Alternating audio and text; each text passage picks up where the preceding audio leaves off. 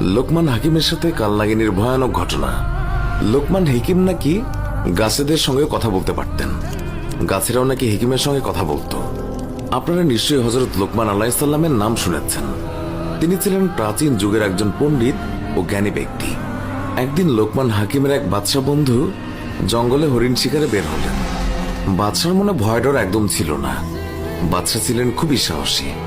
সাহসী বাদশা তীর ধনুক তাক করে এদিক সেদিক তাকাচ্ছে আর করছে।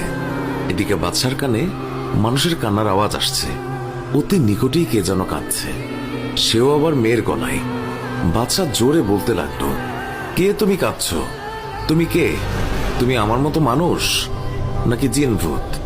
এইসব বলার পরপরই আড়াল থেকে কে যেন বলল, হুজুর, আমি আপনার মতো মানুষ, তবে মেয়ে মানুষ, কিন্তু আমি আপনার সামনে আসতে পারছি না। আমি যে বস্ত্রহীন হুজুর, আমাকে এক টুকরো বস্ত্র দিন, আমি আপনার দেয়া বস্ত্র পরে আপনার সামনে আসি। বাদশার এবার একটু বাড়তি সাহস হলো। কথা মতো বাদশা নিজের মাথায় থাকা সাদা কাপড়ের পাগড়ি খুলে গাছের সামনে ছুঁড়ে দিলেন। কিছুক্ষণ পর গাছের পেছন থেকে সাদা কাপড় পরিহিত এক রূপসী মেয়ে বের হয়ে আসলো। বাদশা মেয়েটাকে জিজ্ঞাসা করলো, তোমার নাম কি? মেয়েটি বলল, আমার নাম কোয়া কোয়া। বাদশা জিজ্ঞাসা করলেন, তুমি এখানে কি করে এলে? মেয়েটি বাদশার সব কথার উত্তর দিল, জানি না।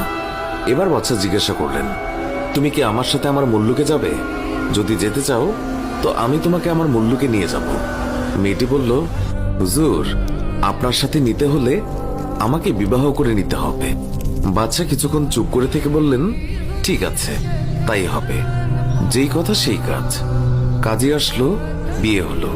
মনের আনন্দে ছোট রানী কোয়া কোয়াকে নিয়ে বেশি থাকে। বাদশা রূপসী কোয়া কোয়াকে পেয়ে অতীত বর্তমান যেন সবই ভুলে গেছে। ভুলে গেছে বাদশার প্রাণপ্রিয় বন্ধু লোকমান হাকিমের কথাও, যিনি হলেন হাকিমের বাদশা।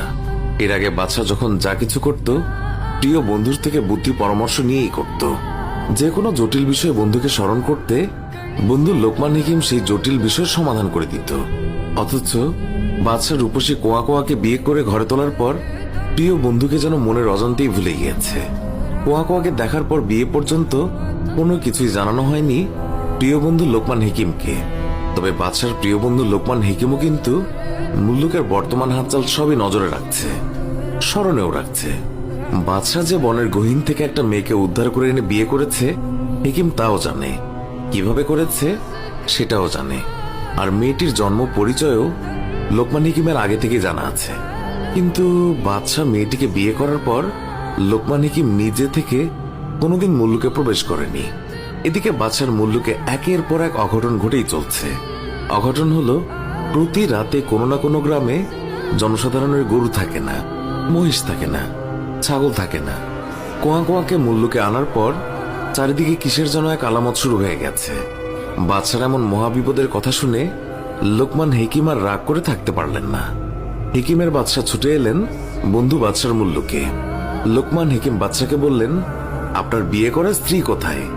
আপনার নতুন স্ত্রীর হাতে কি এক গ্লাস পানিও পান করতে পারবো না? নতুন স্ত্রীকে বলুন আমার জন্য এক গ্লাস পানি আনতে। নতুন রানী এক গ্লাস পানি নিয়ে বাদশার দরবারে এলেন। কোয়া কোয়া পানি নিয়ে দরবারে এলে লোকমান হাকিমকে দেখে রাগে গোসায় একাকার হয়ে গেলেন। নতুন রানীর এই অবস্থা দেখে বাদশা অবাক হয়ে বন্ধু লোকমান হাকিমকে জিজ্ঞাসা করলেন, এর ঘটনা কি? বাদশার এমন প্রশ্ন শুনে লোকমান হাকিম শুধু হাসতে লাগলো। বন্ধু লোকমান হাকিমের হাসি দেখে বাদশা রেগে মেগে বলল, হাসি বাদ দিয়ে মূল ঘটনা বলুন যে কি। এবার লোকমান হাকিম বলল, বন্ধু, ঘটনা তো অনেক কিছু, তা বলে কি আর শেষ করা যাবে? মেয়েটিকে মহলে এনে তুমি মারাত্মক ভুল করেছো বন্ধু। এর কারণ হলো, এই মেয়েটি বন্ধু মানুষ নয়, মেয়েটি একটা রাক্ষস। বাদশা বললেন, এসব আমি বিশ্বাস করি না, আমাকে এর প্রমাণ দেখাতে হবে। লোকমান হাকিম বলল, অবশ্যই প্রমাণ দেখবে বন্ধু। লোকমান হাকিম বললেন, তো প্রমাণ দেখতে হলে তোমার কিছু কাজ করতে হবে।